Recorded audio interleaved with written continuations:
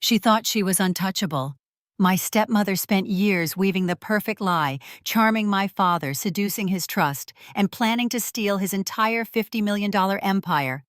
And she chose my cousin's $3 million wedding as the moment to finish her scheme. But what she didn't know was that I was already watching, already planning. In front of 300 of the most powerful people in the city, I exposed her. And when the truth played out on the big screen, her perfect world shattered in seconds. I still remember the way the evening light fell through the tall windows of our family estate in Los Angeles. It painted the dining room in warm gold, but the air always felt colder than it should. My father, Richard Hale, sat at the head of the long mahogany table, quiet as ever, his silver hair catching the fading sun. He was 65, still sharp but softer than he used to be, and too willing to believe the best in people. Across from him sat Cassandra, his new wife, 48, still beautiful, in a way that made people stare. She used to be a model and now owns an upscale spa in Beverly Hills. Or at least, that was the story she told everyone. I was 29, a trust and estate attorney, and I knew more than I wanted to about people like her. I knew the kind of smile she wore, the kind that never reached the eyes. I watched her pour my father a glass of his favorite Pinot Noir, brushing his hand lightly as she set it down. Her voice sweet and careful as she asked about his day. He smiled, faintly, tired from the meetings at Hale Properties, the real estate empire he had built from nothing over 40 years. That empire, worth over $50 million, was the unspoken centerpiece of every conversation in this house, even when no one mentioned it. Dinner felt as it always did since she came into our lives. The clinking of silverware filled the silence between their small talk. I moved food around my plate, half listening as Cassandra praised the new chef she wanted to hire for the spa. My father nodded, indulging her with a patience I once admired, but now found dangerous. I could sense how carefully she worked her way into his trust piece by piece. There was no open hostility between us, not exactly. She smiled at me across the table, asked polite questions about my day at the firm, about the case I had just closed for a client fighting over an inheritance. But beneath the surface of her words, I could feel the quiet tension, the way she measured every move, every word. It was a game to her. And I was just an obstacle she hadn't decided how to deal with yet. After dinner, my father excused himself to his study. Cassandra stayed behind, her eyes following him until he disappeared down the hall. Then she stood gathering her wineglass, moving with that effortless grace she always had. She left the dining room without a word. I stayed a little longer, clearing my own plate. The house was large enough that every sound echoed faintly. I heard her heels click softly against the marble floor as she walked toward the sitting room. I didn't mean to follow her. I told myself I was just going upstairs, but halfway there I paused. Her voice carried faintly down the hallway. I moved closer, instinct, more than intention. The sliding door to the small lounge wasn't fully closed. I stopped just before it, my breath caught in my chest. Cassandra's tone was nothing like the syrupy sweetness she used with my father. It was cold, sharp, and controlled. She was on the phone with someone. "We can't wait any longer," she said, her voice low but clear. "Everything needs to be finalized before the end of the month. He's getting more tired, more dependent on me. It will be easier now." I froze, my fingers tightening against the edge of the doorway. She paused, listening. Then she spoke again, even colder this time. "Yes. The paperwork. Make sure it's ready. I don't care how you do it, just make it look clean."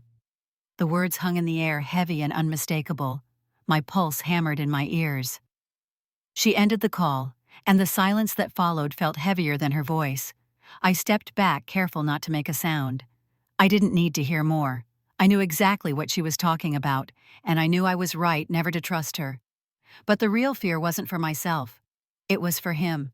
For my father, who believed he had found love again in his late years.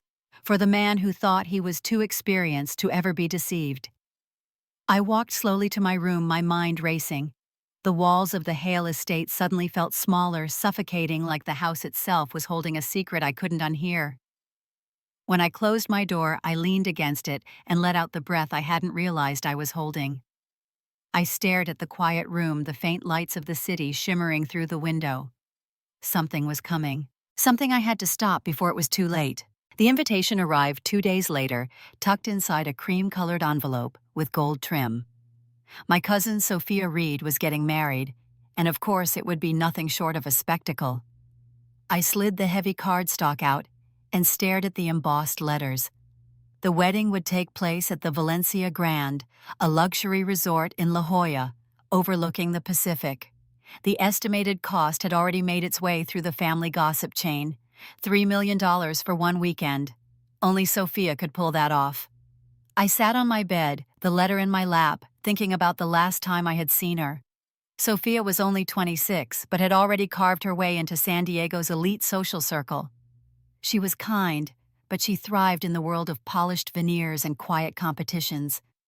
I imagined the guest list: politicians, CEOs, old money families who treated weddings as networking events.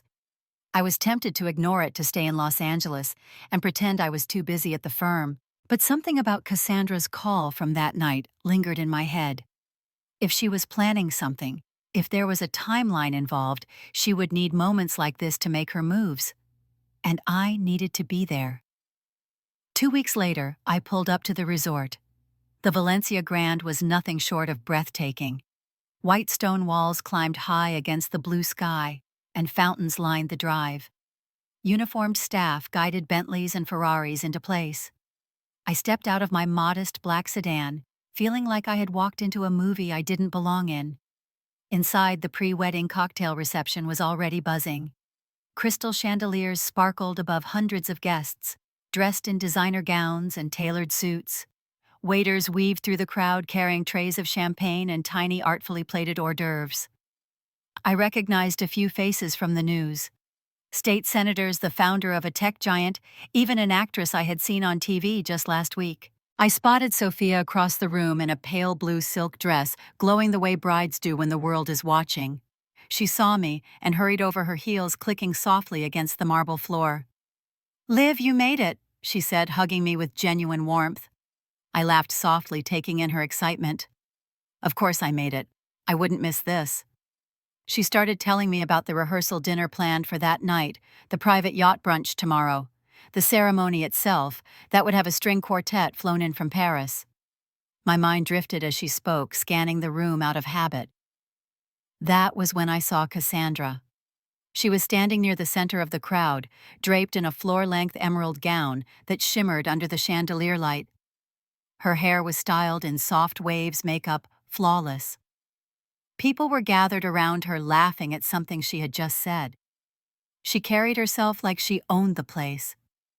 My father stood at her side, smiling in a way I had not seen in years. He looked proud of her. My stomach tightened. Cassandra eventually broke away from the group and came toward me. She kissed my cheek lightly, the scent of her expensive perfume filling the space between us. "Olivia, darling, you look simple but lovely."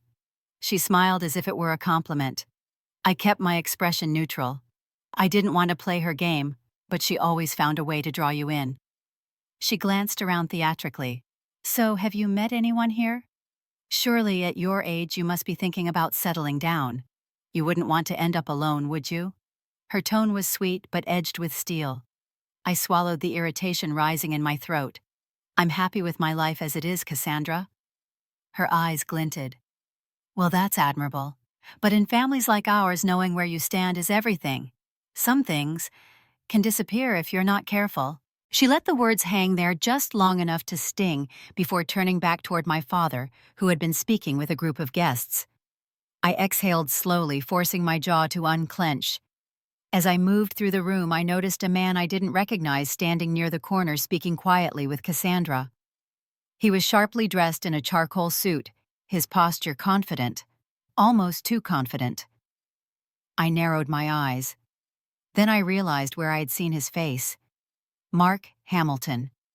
A high-profile attorney out of New York with a history of questionable probate cases. I had read about him in a professional journal. He had been accused, though never convicted, of manipulating wills for wealthy clients. Their conversation looked casual to anyone who didn't know better, but I saw it. the flicker of a smirk on his lips, the slight nod she gave him. They spoke only for a moment, and then he slipped away toward the balcony. Cassandra stayed where she was, smoothing her dress and glancing around the room to make sure no one noticed. My pulse quickened. Why was Mark Hamilton here? This wasn't coincidence. Cassandra was too careful for coincidence.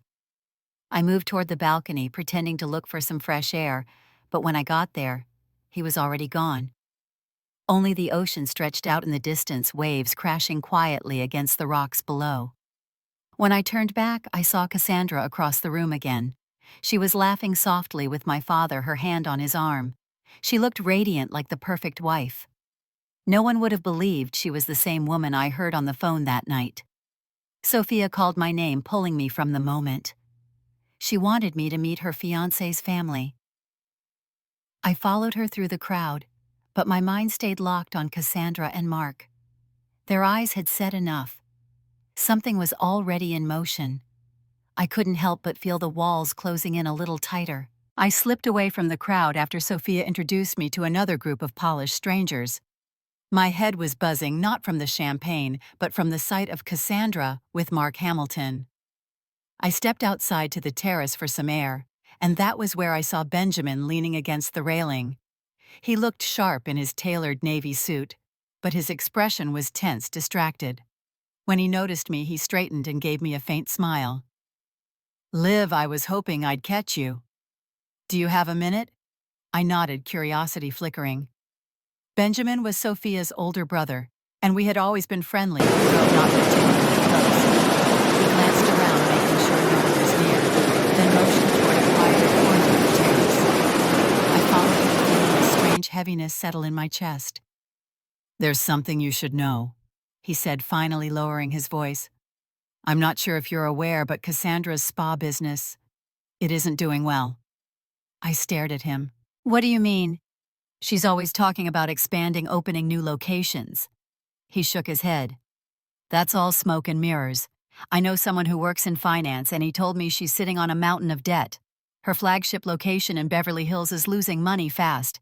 She's been quietly meeting with private lenders." The words hit me like a cold splash of water. Benjamin continued, his tone clipped. "Apparently, she's been telling your father that he should restructure the family assets. Something about reducing his stress and making things simpler. I overheard her once. She said it would be better if the properties were transferred to a single owner." My stomach churned. Of course. Change the ownership, make it look like it was to help him. And then she'd have full control. "Do you think he's actually considering it?" I asked, my voice tighter than I intended. Benjamin hesitated. "I think he trusts her more than he should. And if she's desperate enough, who knows what she'll do to convince him." I felt the railing under my hand solid and cold. I knew Cassandra was cunning, but hearing it from someone else made it all too real. Before I could respond, movement from the other end of the terrace caught my eye. Cassandra was stepping outside her gown, catching the light as she scanned the space. For just a second, her eyes met mine. Then they shifted to Benjamin. Her expression didn't change, but something flashed there. A spark of curiosity, maybe even suspicion. She gave a small smile, the kind that made your skin prickle, and then turned back inside. Benjamin exhaled quietly. She saw us talking. I nodded. She'll be wondering why. "Be careful, Liv." He squeezed my shoulder lightly. "If she thinks you're onto her, she won't hesitate to make a move." I went back inside, my mind spinning. I needed someone I could trust, someone who could help me dig deeper, and I knew exactly who to call. Later that evening, after the cocktail reception ended, I stepped out onto the garden path behind the resort and dialed Ethan. He picked up on the second ring, his familiar calm voice grounding me. "Liv, hey. How's the wedding chaos? I didn't waste time. I think Cassandra is planning something. I saw her talking with Mark Hamilton tonight. Do you remember him, the attorney from New York with the shady probate cases?" "Yeah. What's he doing there?" "Exactly. I need your help. Can you come down here? I'll be there by morning," he said without hesitation. True to his word. The next day, Ethan arrived at the resort. He was the same as always, composed, but focused, his gray suit crisp, even after the drive from Los Angeles. We met in a quiet lounge off the lobby. "So tell me everything," he said, pulling out his laptop. I explained it all. Cassandra's late-night phone call, seeing her with Mark Hamilton, Benjamin telling me about the spa debt, and her pressure on my father to transfer assets. Ethan's brow furrowed as he listened. If she's desperate, that makes her dangerous. And if Hamilton is involved, it's serious. He opened his laptop. "Let's see if I can find anything about her recent movements. Emails, appointments, anything."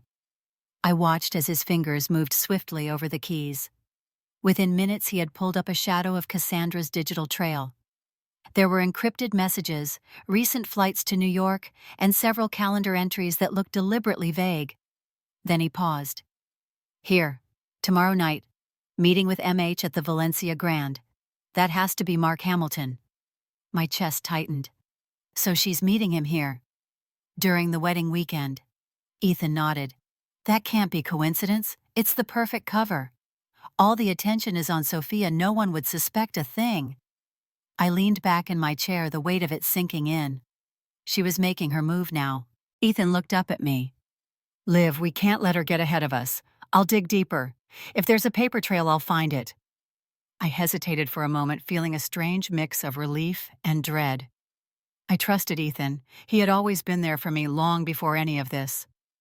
"All right, let's find out exactly what she's planning," I said. As we stood to leave, I caught a glimpse of Cassandra through the glass doors of the lobby. She was gliding toward the elevator, her phone pressed to her ear, her face serene. But her eyes shifted slightly, locking on mine for just a heartbeat. I felt it again. That quiet warning. She knew I was watching. Ethan and I met later that night in my suite. The heavy curtains were drawn tight, and the only light came from the glow of his laptop on the table. He had already set up his equipment, cables and devices neatly arranged in a way that made the whole thing feel more like a covert operation than a simple search for answers. I paced the room as he typed, his focus unshakable, his expression unreadable. I could hear the faint sound of the waves outside, the muffled music from the wedding party still going on below. Every detail felt sharper than it should, like my senses were tuned too high. Ethan finally looked up. "I'm in." I froze. "In where?" "Her personal email. Cassandra's. She uses a secured account, but not secured enough." I walked over to the table and leaned over his shoulder. The inbox looked polished and ordinary at first glance, but Ethan was already pulling deeper, finding archived messages and hidden folders. He clicked one marked simply, "Finance." My stomach tightened. The first set of documents he opened were bank transfers. Large amounts wired to an offshore account in the Cayman Islands. The recipient names were vague shell companies. Ethan scrolled further, his voice low. "These transfers go back months. She's been moving money steadily." I felt my throat go dry. "How much?" He glanced at the numbers. "Millions. Maybe 5, maybe more. Enough to empty accounts without raising alarms right away." I couldn't look away from the screen. These weren't just random withdrawals. This was structured, planned. He clicked another file. This one was a PDF. It took a second to load, and when it did, my blood went cold. It was a draft of a will.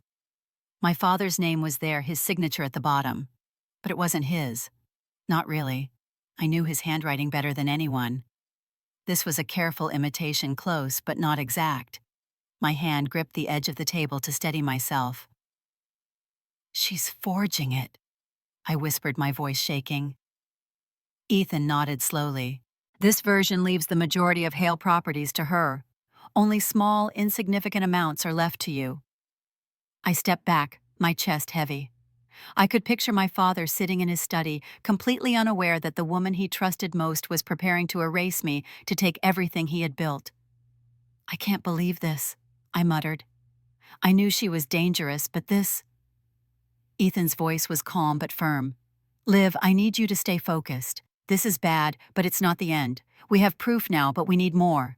Enough to make it undeniable." I sat down on the edge of the bed, pressing my hands to my face. I felt the weight of it all crushing down, not just the betrayal, but the humiliation of knowing she thought I was too blind to notice. My father had already lost so much. If she succeeded, she'd take what was left of him, too. Ethan turned back to the screen. "There's more. Look at this." Another message appeared, this one an email chain between Cassandra and Mark Hamilton. It was short but clear. Mark had confirmed the legal steps needed to finalize the transfer. Her response was precise, cold. "After Sophia's wedding, everything will be wrapped up neatly." I stared at the words, unable to breathe for a moment. Ethan leaned back. "That's it. The timeline. She plans to finish everything after the wedding, probably using the distraction to her advantage." I swallowed hard, my mind racing. So in less than 48 hours she'd make her move. "We can't wait," Ethan said quietly. "We need to intercept whatever she's planning with Hamilton." I looked at him, searching for something solid, something to hold on to. "What do we do?" He closed the laptop gently. "We gather more evidence. There's got to be a full version of this will somewhere, maybe in Mark's possession or hers, and we need to find the final schedule for their meeting." I stood slowly, feeling the energy in the room shift. Part of me wanted to run straight to my father to tell him everything, but another part knew Cassandra would twist it before he could even process it. She was too skilled at deception. Ethan placed a reassuring hand on my shoulder. "We're not going to let her win." I nodded, but the fear didn't leave. Later, when Ethan had gone back to his room to dig deeper into the encrypted files, I stepped out onto the balcony. The resort lights glittered against the dark ocean, beautiful but somehow hollow. I thought about all the years my father had trusted Cassandra. How easily she had smiled at him tonight. How gently she had touched his arm. I wondered if he ever truly saw her, or only the illusion she wanted him to see. I stayed there a long time, the breeze cool against my face, until my phone buzzed. A message from Ethan. Found another file. "Meeting scheduled tomorrow night. Valencia Grand. Private suite. MH, confirmed." I stared at the screen. Tomorrow night. That was when she'd close the trap. And if we didn't move first, it would be too late. The next evening, the rehearsal dinner was set in a private dining hall overlooking the ocean. Golden light from the sunset streamed through the glass walls, casting long reflections across the tables dressed in white linen. Guests were seated in clusters, laughter echoing softly through the room as waiters glided between them with trays of wine and perfectly plated seafood. I sat at the far end near my father, but my attention kept drifting toward Cassandra. She was radiant as always, dressed in a sleek champagne gown, greeting people with that effortless charm. She leaned down to whisper something to my father, and he smiled at her, that quiet, trusting smile that made my chest ache. I waited for the right moment, then excused myself from the table. I walked to where she was standing near a display of champagne flutes. Cassandra noticed me instantly, and her smile shifted ever so slightly, just enough for me to see the flicker of curiosity behind her eyes. "Olivia," she said smoothly. "What a lovely evening, isn't it?" I returned the smile, feigning ease. "It really is. I wanted to talk to you for a moment, just the two of us."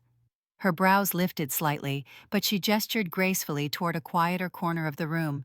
We stepped away from the crowd, the hum of conversations fading behind us.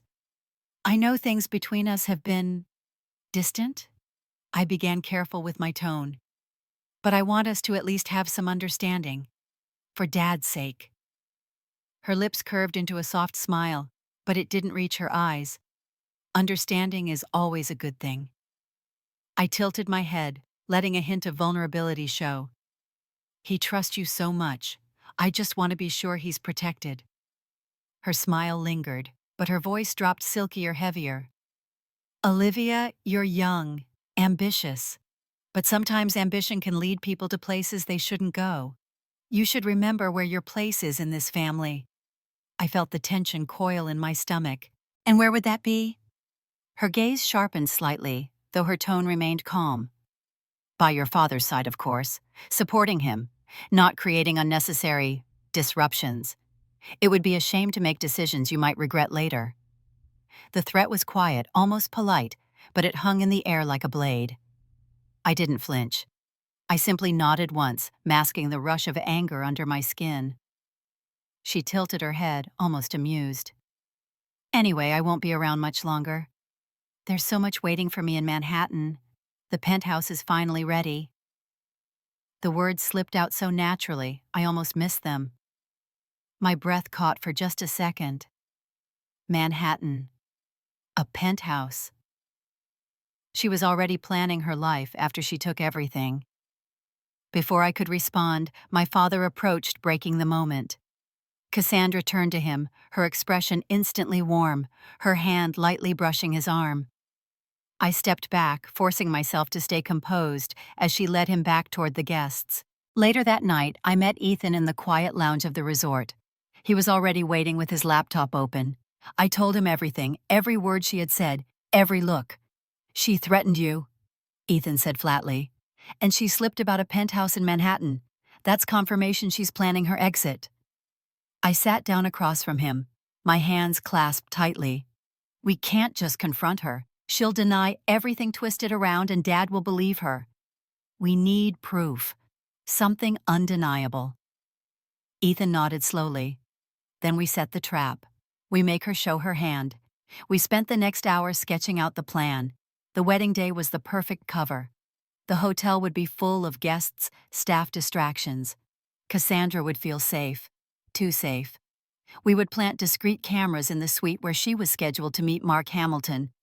Audio recorders hidden in plain sight. Madison Clark, the investigative journalist I knew from a past case, could help us verify the trail and be a neutral party when the time came. I hesitated before calling Madison. She answered on the second ring, her voice brisk but curious. "Olivia." "It's been a while. I didn't waste time." I told her about Cassandra, about the forged will, about the offshore accounts. There was a brief silence, then Madison's tone hardened. "You're telling me Cassandra Hale, the one who reinvented herself as the perfect wife, is running the same play she used in Miami?" My grip on the phone tightened. Miami. Madison exhaled. Years ago, she disappeared after cleaning out a wealthy real estate developer there. It was quiet, settled privately. He died shortly after. No one could prove anything, but everyone in the right circles knew it was her. I closed my eyes, anger pulsing through me. "So this wasn't the first time." "I need your help," I said.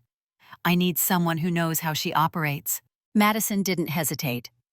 "I'll be there tomorrow morning. If she's repeating her game, I'll help you expose her." I hung up and looked at Ethan. "She's done this before. She lured a man in Miami and vanished after taking everything." Ethan's jaw tightened. "Then we don't have time to wait. We get everything we can tomorrow." I nodded, feeling a strange mix of fear and determination. Tomorrow was the wedding. Tomorrow was also the day Cassandra planned to meet Mark and finish what she started. As I walked back to my room, I glanced across the lobby. Cassandra was there, standing at the bar with a glass of wine in her hand. She was laughing at something a guest said, her expression light, easy, flawless. But for just a second, her eyes shifted. She saw me. And in that glance, I thought I saw it again. The calculation. The awareness that the game was almost over. I turned away and kept walking. Tomorrow we will be ready. The morning sun spilled over the cliffs of La Jolla, lighting the resort in a soft haze. I barely slept. My phone buzzed just after 8, and when I saw the name, a rush of relief washed through me. Emily Brooks had arrived. Emily had been my mother's closest friend, a quiet and perceptive woman with a sharp memory for the past. She met me in the Courtyard Cafe, dressed in a simple beige coat, her silver hair pulled back neatly. The years had added lines to her face, but her eyes were the same kind, but always observing. "Olivia," she said, taking my hands warmly. "I'm so sorry we're meeting again under these circumstances." I nodded, sitting across from her. "You know something about Cassandra, don't you?" Emily sighed and reached into her bag. "I don't just know something. I know enough to tell you this isn't new." She slid an envelope across the table. I opened it carefully, my hands trembling slightly. Inside were glossy photos. Cassandra, 5 years younger, but unmistakably her in a sleek black dress, laughing with Mark Hamilton in what looked like a New York rooftop bar. Another photo of them entering a hotel together, their hands brushing like people who shared more than business. My chest tightened. "So they've been connected that long," I whispered. Emily nodded gravely. They were inseparable for a time. Back then she went by another name, Carla Bennett. She worked her way into a real estate mogul's life in Miami, Vincent Keller. He was much older, worth hundreds of millions. She convinced him to move several properties into her control. Weeks later, she disappeared. He died of a stroke 6 months after. No one could tie anything to her. I felt the air around me still. It was like hearing a ghost story, except the ghost was very much alive and sitting across from my father every night. Emily's voice softened. "Your mother never trusted her. Before she passed, she told me if Richard ever remarries, it will be someone who sees him as a wallet, not a man." I swallowed the lump in my throat. And now she's doing the same thing to him. Emily's gaze held mine. "You can't confront her without proof that even Richard can't ignore. She is too good at twisting the truth." I nodded, my mind racing.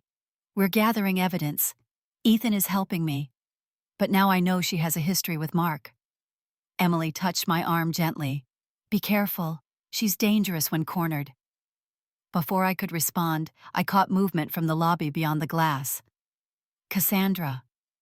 She had just stepped in speaking with one of the hotel managers.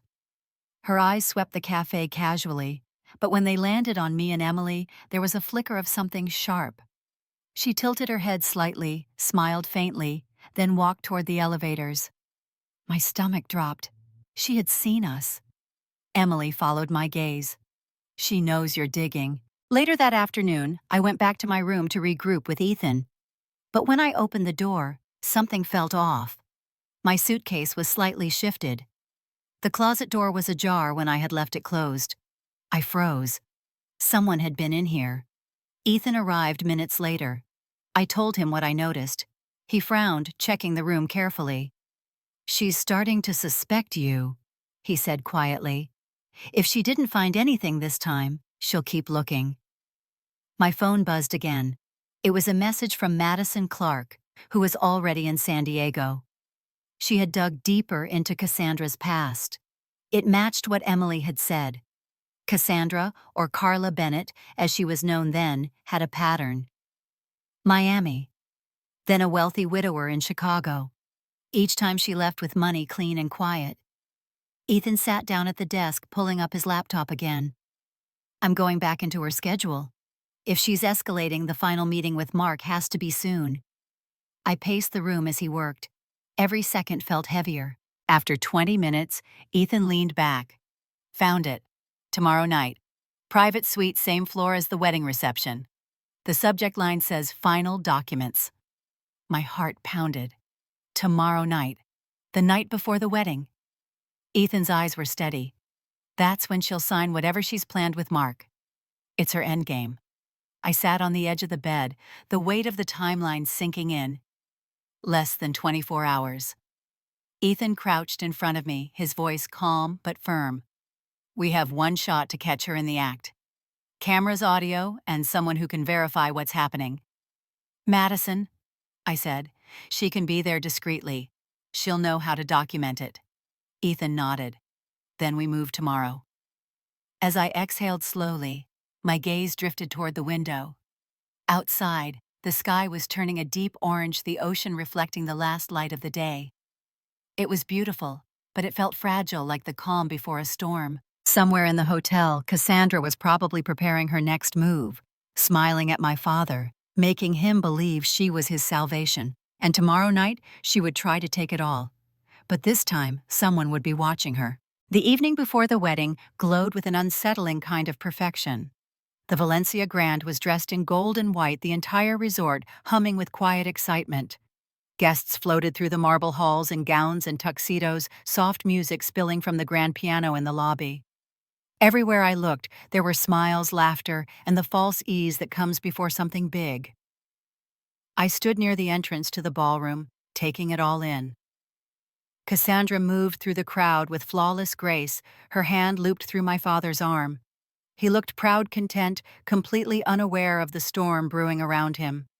She leaned in close to whisper something in his ear, and he chuckled softly, his shoulders relaxing the way they always did around her. I felt a knot tighten in my chest. He still believed she was everything she pretended to be. When they passed me, Cassandra caught my gaze. Her smile was warm, perfect for the people watching, but her eyes lingered for just a second longer than necessary. I saw the message hidden there, the unspoken warning that she was still in control. Ethan stepped quietly beside me. "It's time," he murmured. We slipped away from the main reception down a quiet hallway that led to the smaller conference suites reserved for private meetings. Madison was already there, waiting, a slim black bag slung over her shoulder. She nodded once, her face set with professional calm. The suite was empty, pristine, smelling faintly of polished wood and fresh flowers. Ethan unpacked the tiny cameras and audio recorders, his movements swift and practiced. I watched him secure a pin-sized camera into the base of a decorative lamp and another just above the corner molding.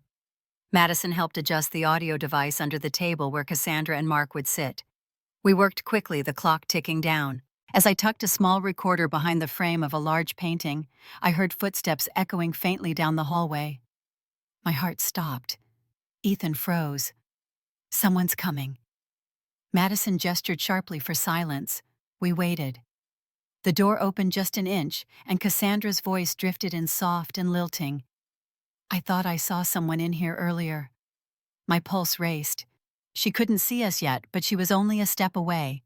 Before she could push the door open further, laughter erupted behind her. 2 wedding guests came down the hallway calling her name. Cassandra paused, then turned her tone instantly bright. "Oh, I was just checking the room, making sure everything's perfect." They chatted briefly, and I could hear her voice moving further away. I exhaled slowly. Madison's eyes met mine, calm but sharp. "We finish now." Within minutes, everything was in place. We slipped out of the suite, quietly blending back into the flow of guests. Later that night, the tension inside me grew heavier. The ballroom was alive with chatter and music. Guests toasted to Sophia and her fiancé, the perfect picture of happiness. I stood near the back, pretending to listen as Benjamin made small talk with a senator. Then I saw her. Cassandra slipped away from the ballroom, gliding down the hallway toward the private suites. She didn't notice me watching. Ethan moved into position, his phone ready to monitor the live feed from the hidden cameras. Madison stood nearby, her phone angled just slightly, her face calm but focused. We waited in the quiet lounge across the hall as Cassandra entered the suite. Through Ethan's laptop screen, I saw her settle into one of the chairs, her movements smooth and confident. Moments later, Mark Hamilton arrived. He closed the door behind him, carrying a slim leather briefcase. Cassandra greeted him with a soft laugh, the kind reserved for someone more than just a colleague. She pulled out a white envelope from her clutch and set it on the table between them. "You're sure everything is ready?" she asked. Mark opened the briefcase, revealing several documents. "Absolutely. Once you sign this, there's no going back." He glanced toward the door. "Tomorrow morning, it'll be done." Cassandra leaned forward slightly.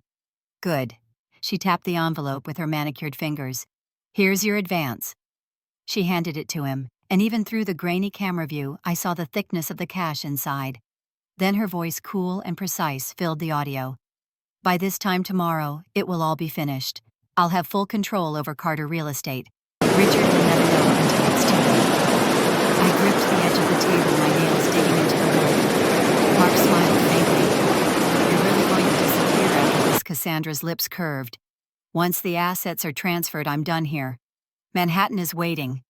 Ethan's jaw tightened as he stared at the screen. "We've got it." Madison's voice was calm, almost detached. "That's the confession you needed." I couldn't speak. I just watched the woman who had played my father so easily hand over his life's work like it was hers to take. When Mark stood to leave, Cassandra followed him toward the door. The camera caught one last glimpse of her adjusting her gown, her face serene, triumphant. Then the door closed, leaving the room empty again. Ethan shut the laptop. "It's all there. Audio, video, her words. We have enough to bury her." I nodded slowly, but the ache in my chest didn't ease. It wasn't just about stopping her anymore. It was about protecting my father from the moment he would realize what she really was. Madison checked her watch. Tomorrow morning is the ceremony. By then, she'll think she's won. I took a deep breath. Then tomorrow is the day she falls. The morning sun broke over the Pacific in soft streaks of gold spilling light across the resort. By the time I stepped into the grand ballroom, it had been transformed into a fantasy. White roses from Italy climbed in delicate spirals up towering crystal columns. Chandeliers glittered like falling stars, and the aisle was lined with silk petals that looked too perfect to be real. The scent of the imported flowers lingered in the air, heady and sweet, like something out of a dream you didn't quite trust. 300 guests filled the space, each more polished than the last. Senators, tech magnates, actors flown in from Los Angeles, even a foreign dignitary. Sophia's fiancé's family knew. Photographers circled quietly, snapping photos for glossy magazines and social media. There was a low hum of luxury in everything, from the champagne served in gold-rimmed glasses to the soft music performed by a string quartet flown in from Florence. I stood off to the side in a pale silk dress, watching it all with a quiet detachment. It was beautiful, yes, but it was also the perfect mask. Everyone believed this was a day of celebration of love. Only a handful of us knew what was really about to unfold.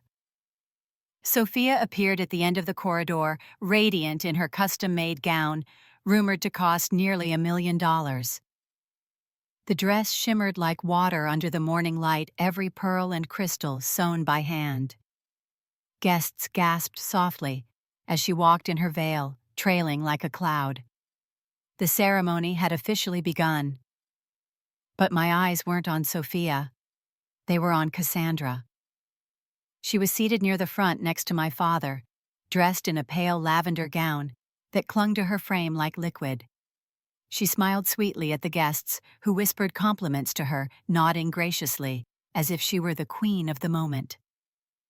My father, as always, looked proud, his hand resting lightly on hers. He had no idea that the woman he trusted was preparing to steal everything from him.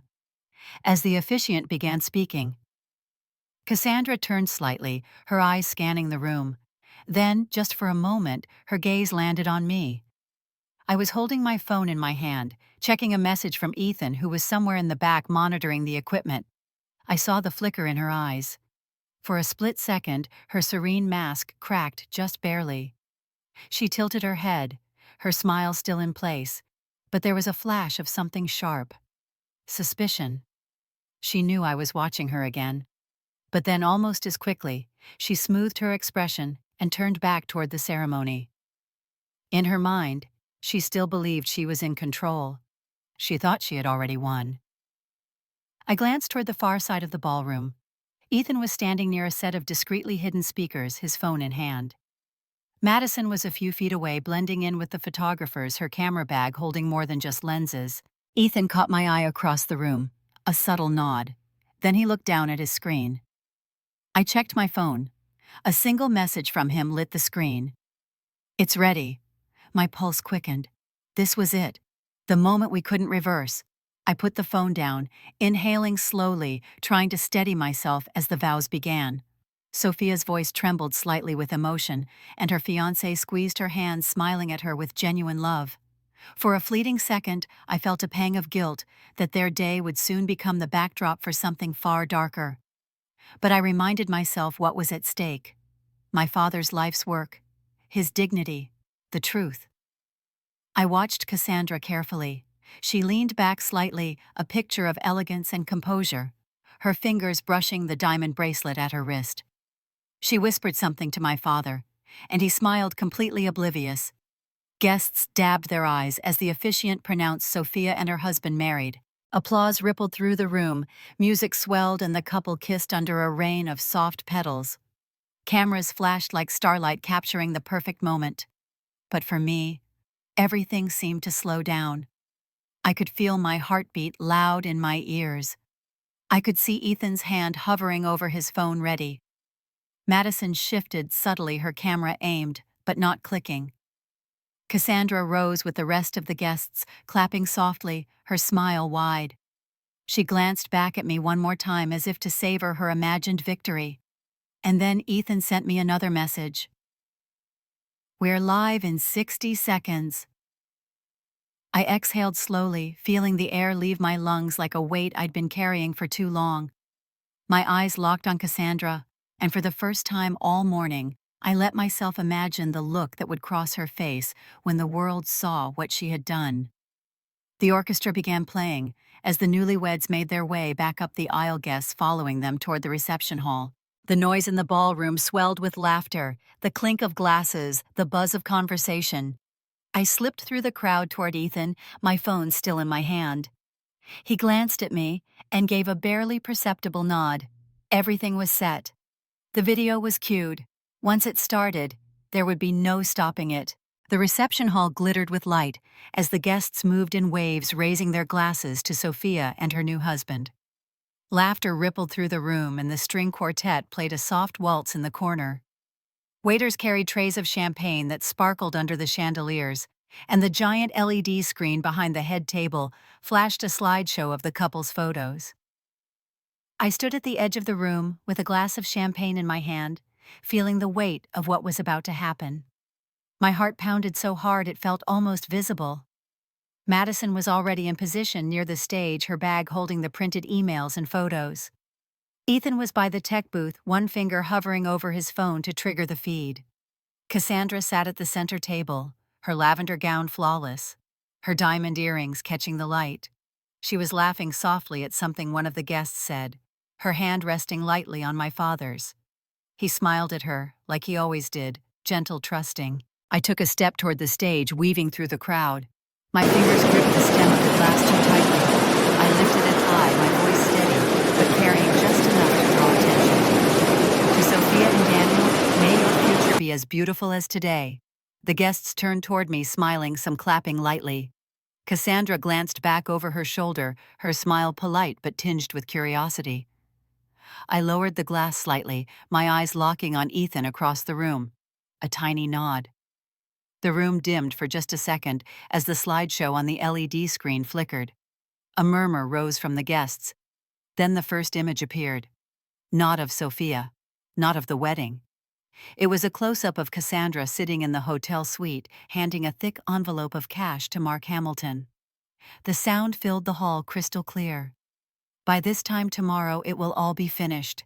I'll have full control over Carter Real Estate.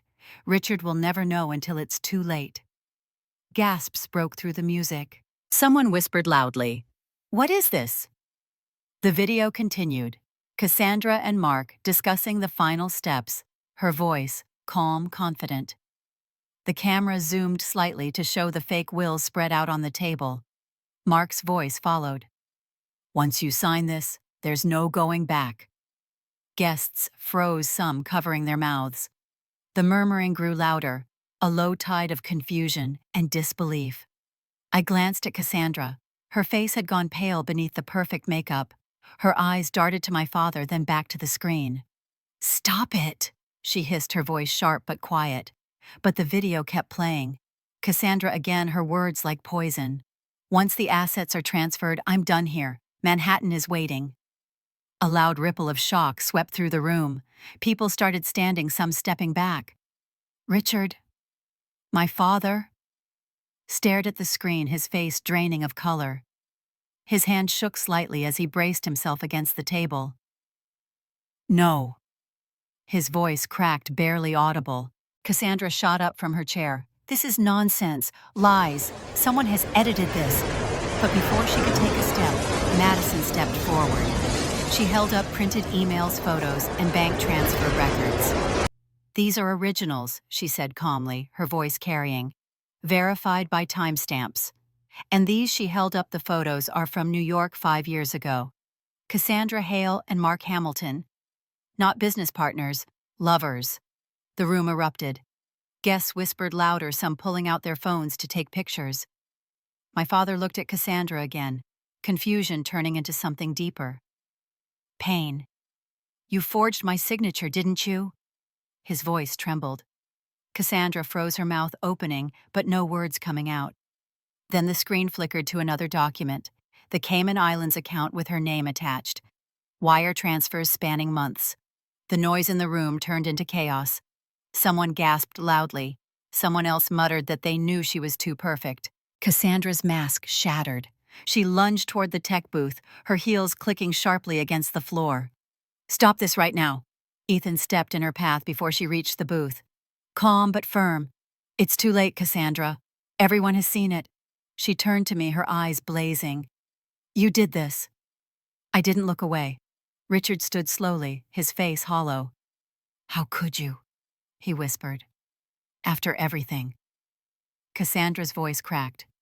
"Richard, it's not what it looks like. I was doing this for us, to protect you." But no one believed her anymore. The silence that followed was louder than the chaos. She spun toward the screen, frantic. "Enough! Turn it off!" She lunged again, but Ethan blocked her, his hand steady. "No," he said quietly. "You're done." And for the first time, Cassandra looked small. The confidence drained from her posture, replaced with raw panic. She glanced around the room, but there was no one left on her side. The screen behind her froze on the final image, Cassandra holding the forged will. Smiling faintly as Mark Hamilton looked on, the truth hung in the air, undeniable in front of every single guest. Cassandra's breathing turned sharp and uneven as she backed away from the screen, her eyes darting wildly for any escape. She turned suddenly and made for the side entrance of the reception hall, pushing past stunned guests who instinctively stepped aside. Her gown snagged briefly on a chair, but she yanked it free, her composure fully gone. I followed her with my eyes, my body frozen for a second.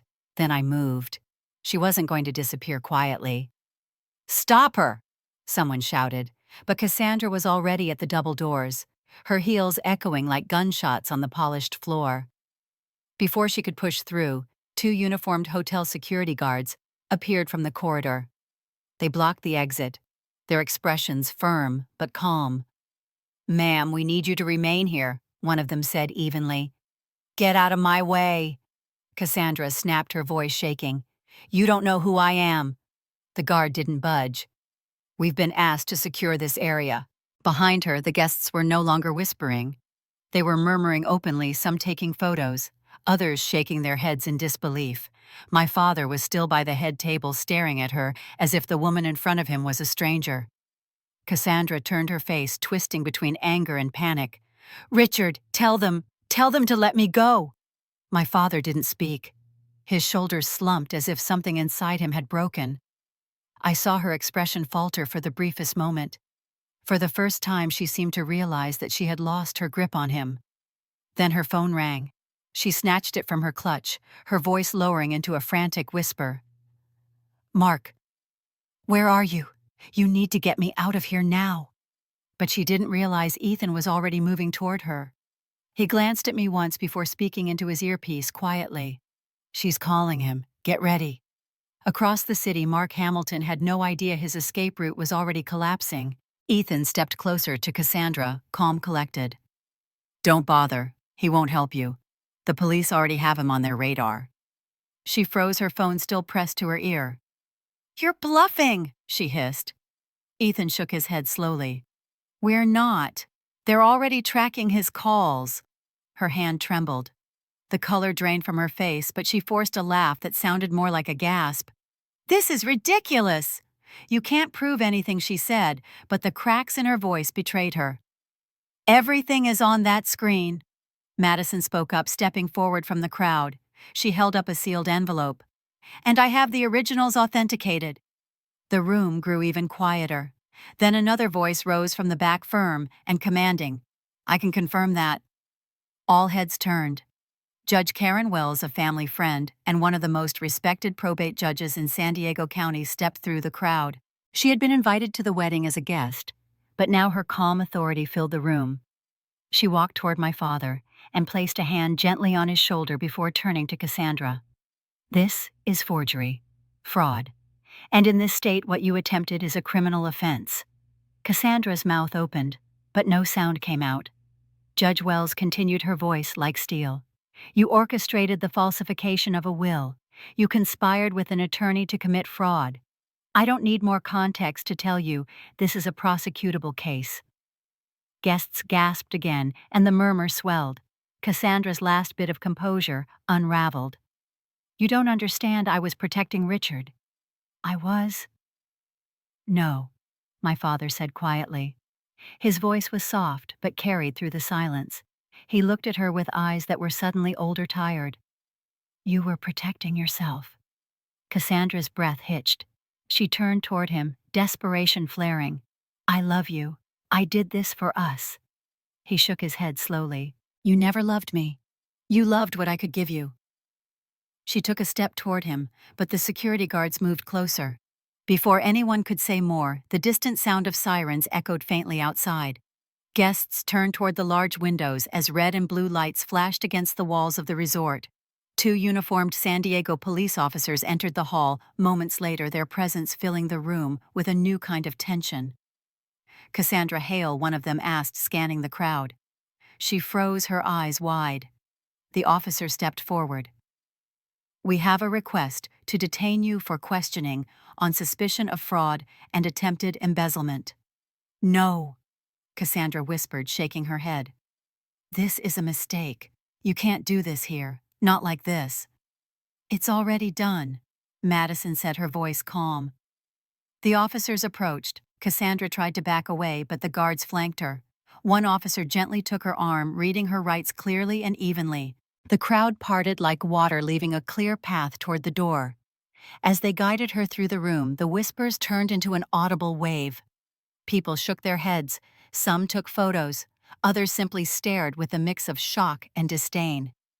Cassandra's eyes darted wildly, looking for someone, anyone to help her. They landed on my father one last time. But he didn't move. He just looked down at the floor, silent. When she passed me, her gaze sharpened into something raw. Rage. She wanted to speak, but the words caught in her throat.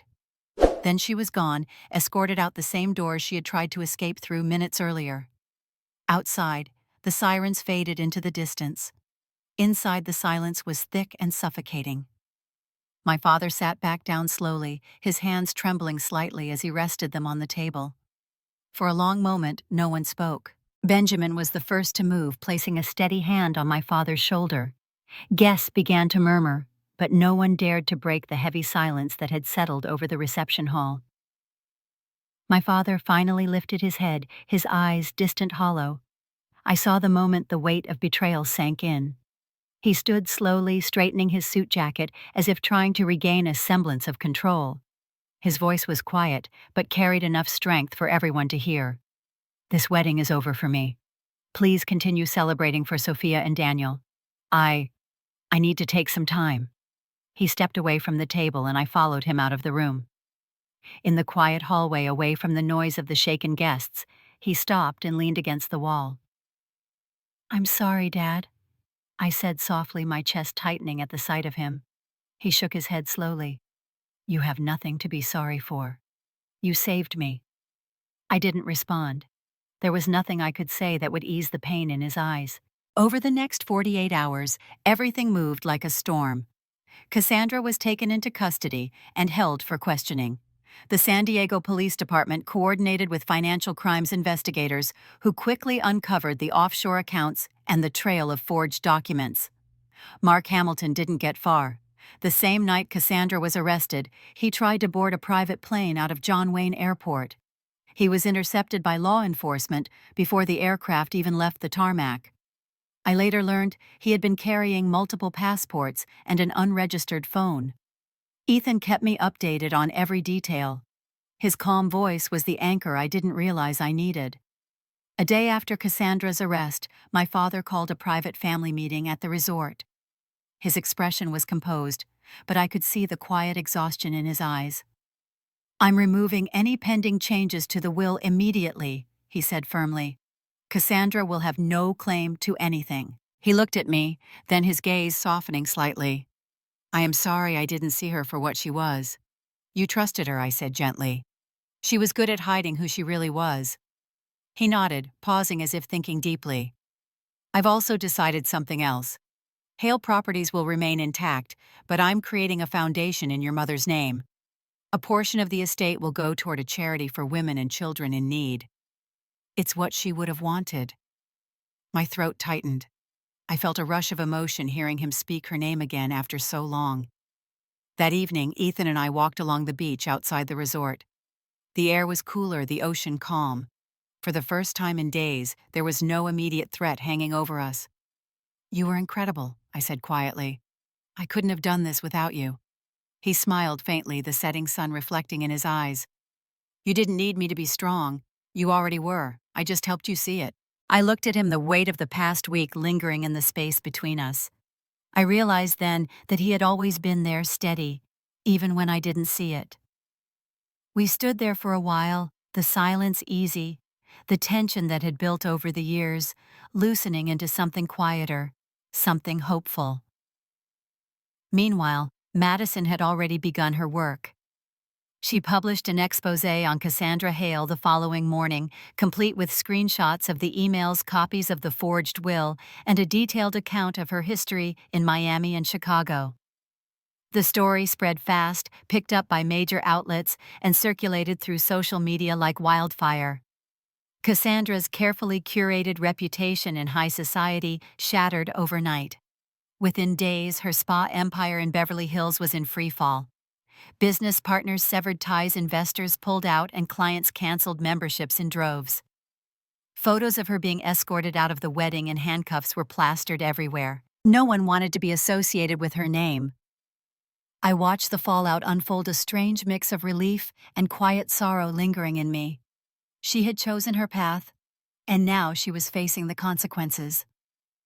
At my father's home in Los Angeles a week later, I found him sitting in his study surrounded by family photos. He looked up at me, the faintest trace of a smile returning to his face. "It's over now," he said softly. I nodded. "Yes, it is." But deep down, I knew this was more than just the end of Cassandra's deception. It was the start of something different for all of us. In the weeks that followed, the noise around Cassandra faded into the background of headlines and gossip columns. Her name became a cautionary tale in circles that once praised her charm. The photos of her being escorted from the wedding were printed in magazines that used to celebrate her style. People whispered about her fall from grace at dinner parties, shaking their heads at how quickly a life built on deceit could unravel. At home in Los Angeles, the Hale estate felt different. Lighter somehow. My father was quieter at first, spending long hours in his study, staring at old photographs of my mother. One evening, I found him sitting in the garden, the same place she used to tend roses. He looked up at me, and for the first time in a long while, I saw him not as the powerful man everyone respected, but simply as my father.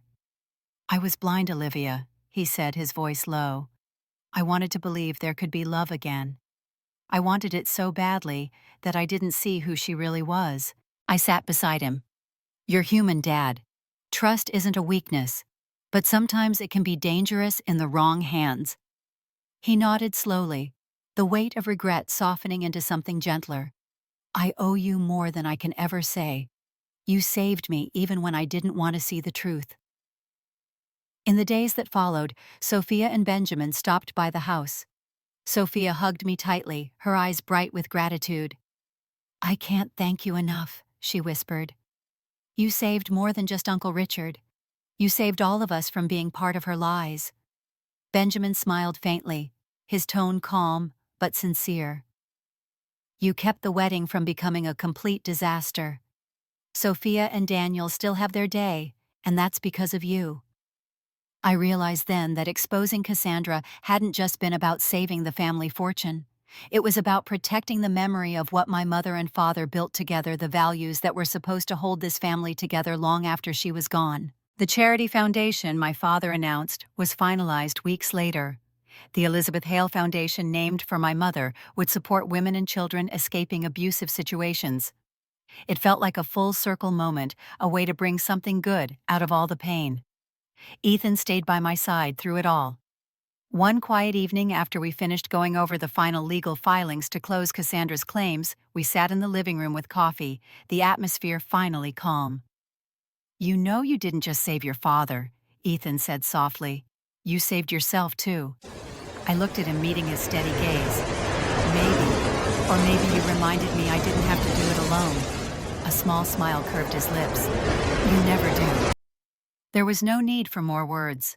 Something unspoken passed between us, a quiet understanding that whatever came next didn't have to be faced in solitude. Meanwhile, Madison's article continued to ripple through the city. Cassandra's network of business partners dissolved completely. Her spa empire shut down within a month, investors pulling out faster than she could respond. She was left with nothing but her reputation in ruins, her face no longer welcome in the elite circles she once ruled. Justice didn't come in a courtroom. It didn't need to. The truth had been enough to strip away the mask she had worn for so long. I often found myself thinking about how easily trust can be twisted when someone is skilled enough at playing the part. Cassandra had worn love like a costume, convincing even the sharpest minds that she was genuine. But in the end, no matter how carefully she planned, the truth had its way of surfacing. Standing in the study one late afternoon, I looked at my mother's portrait. I felt a calmness I hadn't known for years. Sometimes justice doesn't need a judge or a jury. Sometimes the simple act of revealing the truth is the heaviest sentence of all. So if you ever wonder whether secrets can stay buried forever, remember this. Every scheme, every lie, every betrayal eventually faces the light. And when it does, there is no escape from the consequences. If you have ever doubted that the truth matters, let this remind you that no matter how deeply it is hidden, it always finds its way out. Because every plot, every deception, every mask will one day fall. And if you have ever wondered whether those who betray will face their reckoning, remember this. Every secret has its moment, and every betrayal has its price. If you want to hear more stories like this, stay with me. Because in the end, no matter how dark the plan, every hidden truth will always have its day.